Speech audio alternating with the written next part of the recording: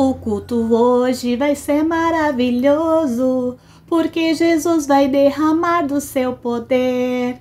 Meus irmãos, esse vídeo é um convite para você, junto comigo, nos unirmos em fé. A palavra diz que onde 2 ou 3 estiverem reunidos no meu nome, eu sou uma, você é outra pessoa. Juntos, a presença de Deus se faz presente. Ali o Espírito Santo está. Quero te convidar para cultuar ao Senhor. Vou trazer aqui um louvor para iniciar a palavra. Vou trazer uma palavra linda que o Espírito Santo ministrou primeiramente a mim. Quero compartilhar com você sobre o poder da adoração. A mensagem que o Espírito Santo falou comigo hoje mexeu muito comigo. Foi mais ou menos assim. Muitos estão vivendo as consequências da murmuração quando já deviam estar vivendo os milagres da adoração. Então, se você quer deixar de murmurar e quer começar realmente a adorar ao Senhor, louvá-lo em meio às lutas e às tribulações, fica comigo até o final dessa palavra, pois o Espírito Santo vai derramar poder e graça sobre as nossas vidas. Jesus, uma abelha, não acredito. Uma abelha. É maravilhoso adorar quando a gente se sente alguém. Sei que é tão gostoso louvar quando tudo está bem. Mas não é tão fácil cantar. Eu sei, não é fácil adorar quando tudo que resta são cinzas e o vento a soprar. Mas é aí que o céu para pra ver se o crente louva ou vai murmurar. Se ele murmura, não passa no teste, Deus não pode o honrar. Mas se ele louva na tribulação, mesmo sentindo o gosto do fel, Deus se levanta do trono e honra o crente fiel. Um adorador de verdade louva em meio à tempestade. Pode na fornalha entrar, mas ele não deixa de adorar. Deus então envia a vitória e honra então seu servo com glória. Um adorador que é fiel é reconhecido pelos anjos lá no céu. Aleluia! Glória a Deus!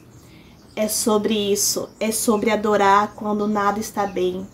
É sobre ser um crente fiel no meio das batalhas. É sobre isso que o Senhor quer falar conosco. E não vou falar sobre a fornalha. Vou falar sobre Paulo e Silas na prisão. Então, se você quiser, pega um chazinho para me acompanhar. Ajusta o som melhor aí para você escutar. Pega um chocolatinho para ir beliscando enquanto escutamos a palavra de Deus, que é poderosa. A palavra que o Espírito Santo vai ministrar aos nossos corações encontra-se em Atos 16:16. Paulo e Silas na prisão. Certo dia, indo nós para o lugar de oração, encontramos uma escrava que tinha um espírito pelo qual predizia o futuro. Ela ganhava muito dinheiro para os seus senhores com adivinhações.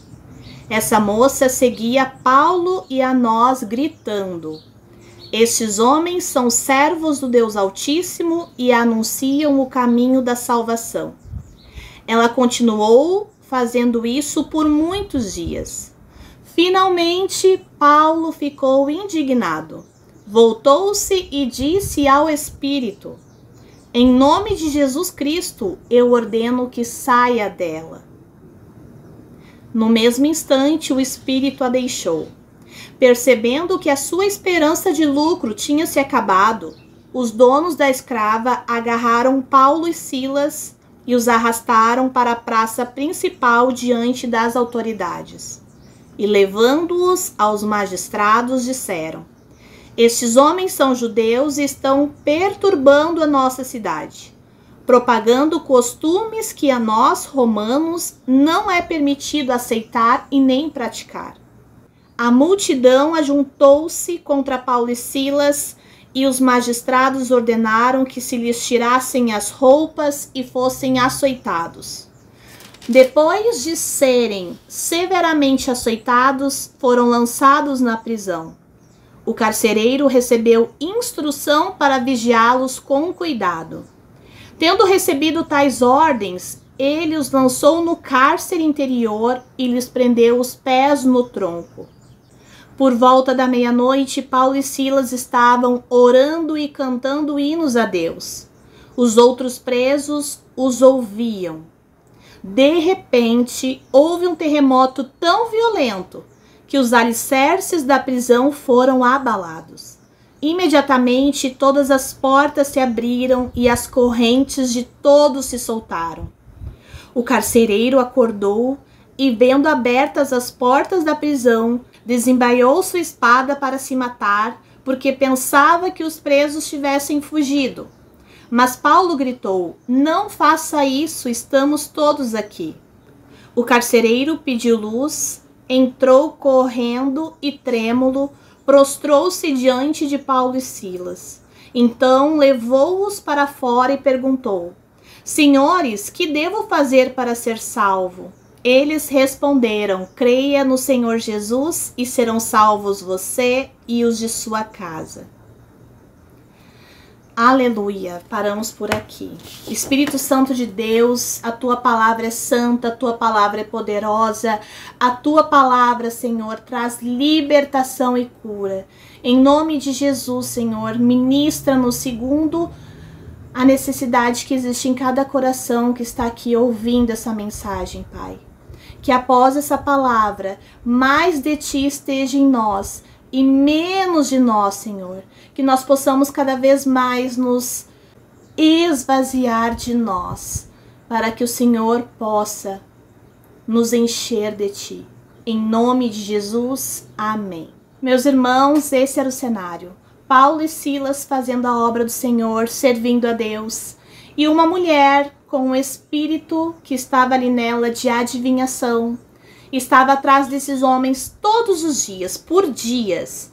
Enquanto eles estavam indo orar, aquela mulher ia atrás deles gritando: "Estes homens são servos do Deus Altíssimo e anunciam o caminho da salvação."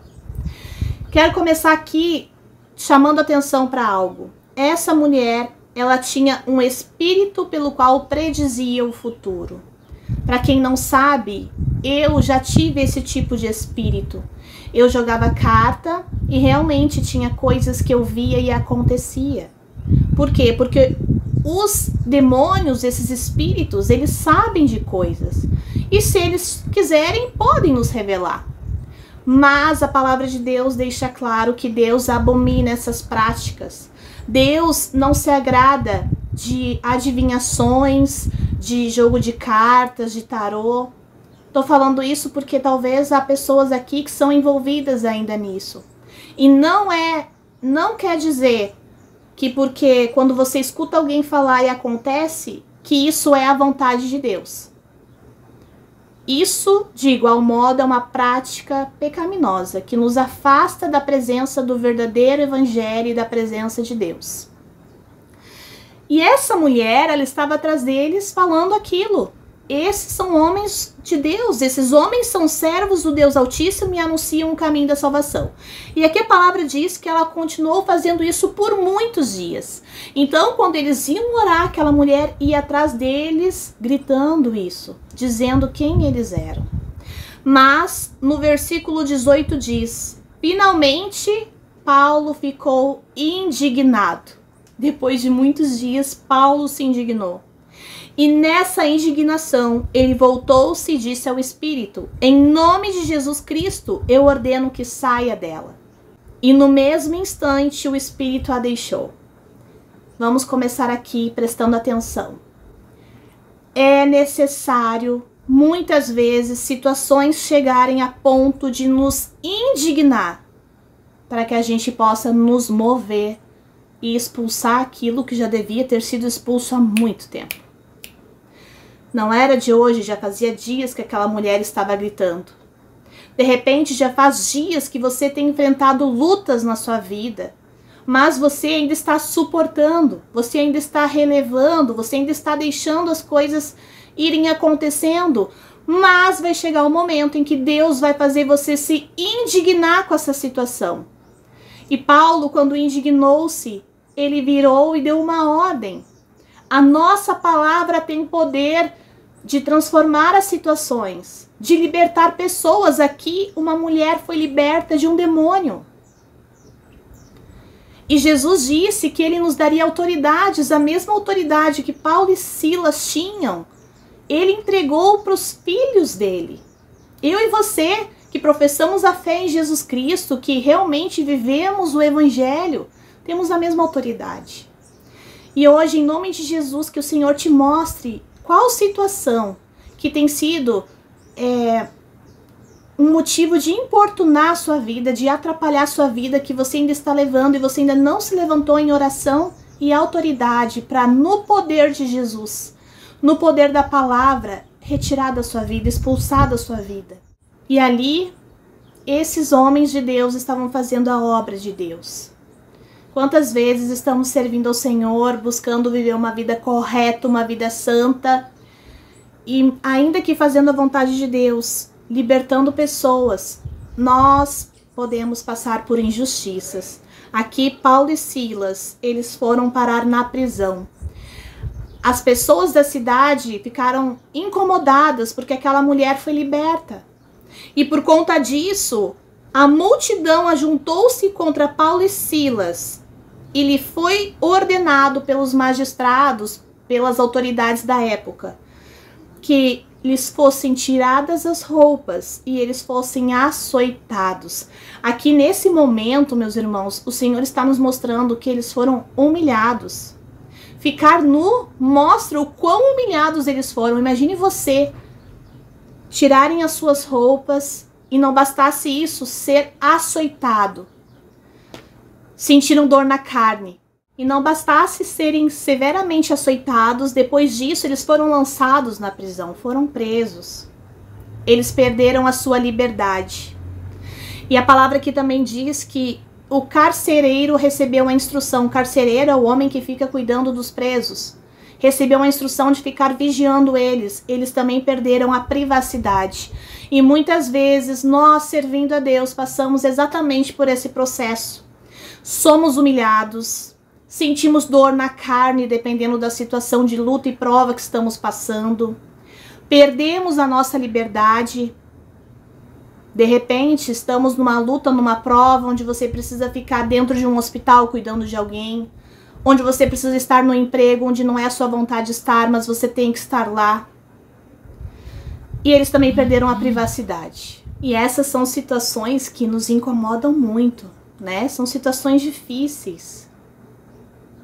Como é bom poder ajoelhar-se e orar diante de Deus sem ninguém ficar te olhando. Algo tão simples, né? Que inclui a privacidade. E esses homens perderam tudo. Foram humilhados, sentiram dor na carne, perderam a liberdade e perderam a sua privacidade. Tinha alguém ali monitorando o tempo todo.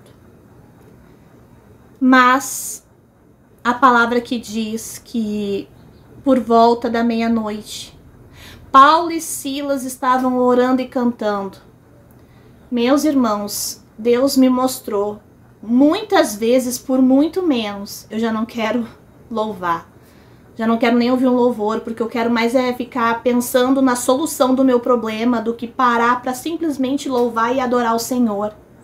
Do que parar para orar ao meu Senhor que tem a solução para todas as coisas. E muitas vezes, em meio a situações difíceis que nós nos encontramos, que eu creio que não se compara ao que Paulo e Silas estavam vivendo na prisão. Salvo exceções, porque tem pessoas que estão sofrendo muito. Mas a grande maioria vive bem menos do que isso. E por muito menos já cessa o seu louvor. Já não tem mais nem forças para orar. Mas esses homens, eles continuaram orando e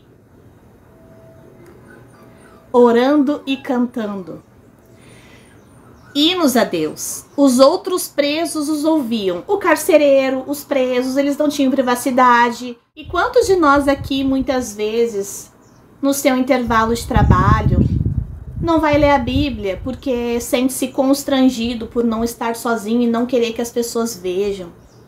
Ou não ora, né? Quando tem algum familiar em casa, eu não vou orar em voz alta, a pessoa vai me ouvir. Paulo e Silas, em meio à prisão, sem a privacidade deles, eles não se importaram. Eles oravam e cantavam hinos a Deus. E os outros presos ouviam, eles não estavam preocupados com quem estava enxergando eles louvar e adorar. E o Senhor está nos chamando para esse tipo de adoração. Principalmente nos momentos difíceis que o nosso inimigo ele quer nos calar. Por quê? Agora você vai entender. Versículo 26. De repente, houve um terremoto tão violento que os alicerces da prisão foram abalados. Imediatamente, todas as portas se abriram e as correntes de todos se soltaram. Não envergonhe-se de orar e louvar. Permita-se ser visto orando e louvando, pois isso é poderoso. A palavra nos mostra que eles agindo assim, de repente, é quando nós não esperamos. Talvez você já está aí numa luta há muito tempo. E já está que não aguenta mais e nada acontece. E o inimigo aqui nos teus ouvidos dizendo, o que adianta orar? O que adianta ir na igreja? O que adianta renunciar? Olha a vida que você está levando. Você aí está preso, você perdeu sua privacidade, você está sendo humilhado. Mas, de repente, quando menos esperamos, orando e louvando, permanecendo na presença de Deus, as correntes de todos se soltaram. Houve um terremoto que abriu as prisões, não só de Paulo e Silas, mas de todos. E aqui a parte mais importante dessa mensagem. Deus, ele não quer libertar ou somente tirar você dessa situação. O Senhor, ele tem libertação e cura pros da sua volta. Aqueles que estão te ouvindo orar e louvar e que estão achando que você é louco. O que essa pessoa quer orando e louvando, sofrendo desse jeito? Com o filho enfermo, desempregado, passando necessidade, dependendo da ajuda dos outros. O que essa pessoa ainda está orando e louvando, agradecendo ao Senhor?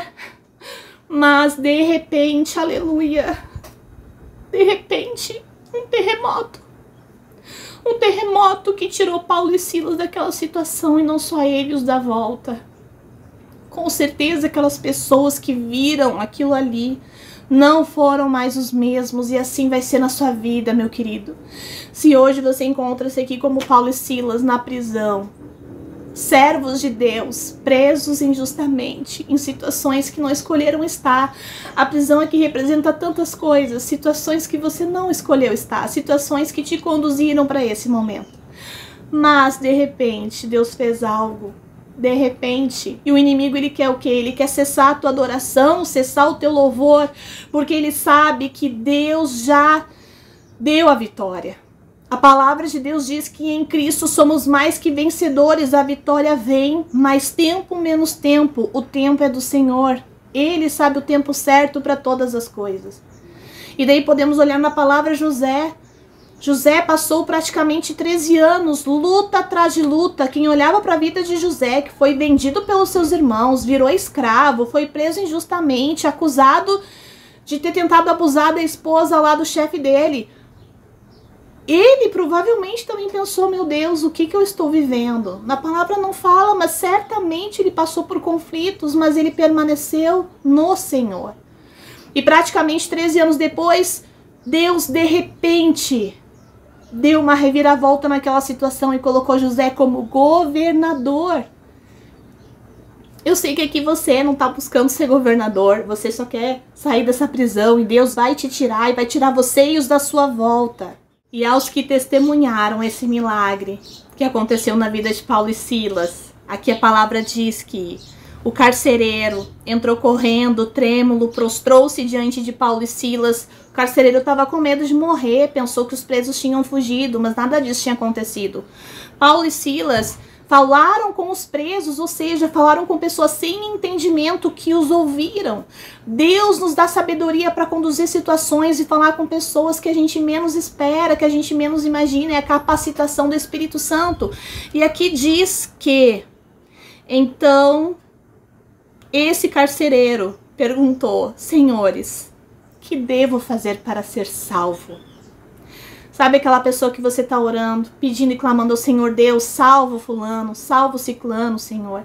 Alcança essa vida, que ele venha ser liberto, que ele venha a te conhecer, que ele venha te aceitar como Senhor e Salvador. Essa pessoa, vendo o agir de Deus na sua vida, ela vai te perguntar: que devo fazer para ser salvo?